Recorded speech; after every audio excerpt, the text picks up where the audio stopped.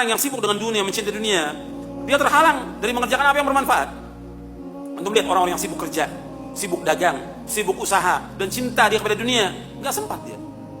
Untuk ngaji nggak sempat, untuk menuntut ilmu nggak sempat, untuk baca Al-Quran nggak sempat, untuk silaturahim kepada orang tuanya nggak sempat, untuk berbuat baik kepada istri anaknya juga nggak sempat. Sedikit sekali mereka kumpul dengan keluarganya, sibuk dengan kerjaan. Sudah kerja dari pagi sampai sore, pakai lembur lagi. Padahal itu juga nggak kaya-kaya, tetap segitu. Cuma yang dikorbankan apa?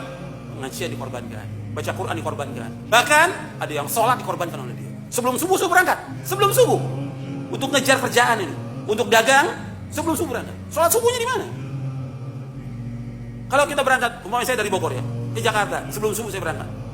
Itu di tol ada musola, ribuan mobil yang lewat, paling cuma berapa orang yang mampir sholat. Itu bisa kelihatan. Apa yang dikejar oleh mereka? Yang dikejar apa?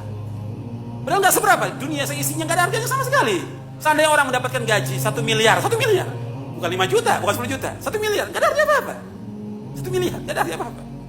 Atas 100 miliar dia punya uang, nggak ada artinya apa-apa. Makanya kita jangan terpesona dengan orang-orang kaya. Kita ini kadang-kadang sibuk melihat orang kaya, masya Allah luar biasa, nggak ada artinya apa-apa. Makanya kita ini kalau sudah tahu tentang hakikat dunia, kita akan menghormati orang-orang yang berilmu. Kita menghormati orang-orang yang taat kepada Allah. Kita mencintai mereka, bukan menghormati orang-orang kaya. Orang kaya nggak ada apa-apa. Yang dilihat oleh Allah yang mulia itu bukan kekayaannya. Apa kata Allah? Inna akramakum indallahi atqakum. Sesungguhnya orang yang mulia di sisi Allah yang mana? Yang takwa apa yang banyak harta? Yang takwa. Bukan yang banyak harta, bukan yang punya kedudukan jabatan. Kedudukan jabatan sebentar. Ya, dia dikerumuni orang banyak di saat punya jabatannya, di saat dia punya harta. Kalau hartanya sudah nggak ada, jabatan nggak ada, apa orang mau dekat lagi sama dia? Nggak akan ada orang mau dekat. Tapi orang yang berilmu, meskipun dia miskin, tetap datangi oleh orang. Dan orang akan bertanya pada dia. Makanya pernah ada di zaman dahulu, ada seorang ibu punya anak, cacat anaknya ini. Selalu dijadikan bahan gurauan, dicela.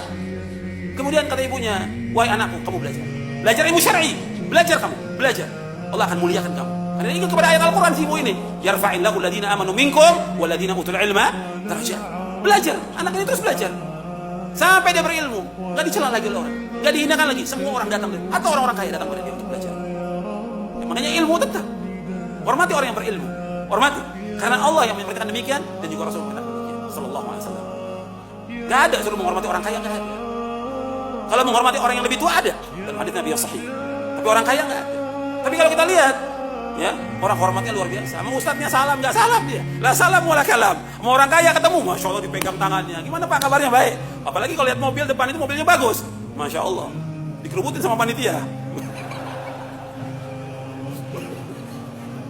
Allah musta'an. Jadi dilihat oleh manusia orang kaya ngelihat. Dan itu kenyataan semuanya. Atau dalam pandangan sebagian ustadz juga ya, yang dilihat orang kaya. Dalam Islam bukan orang kaya, orang yang bertakwa kepada Allah. Nggak ada nilainya orang kaya itu.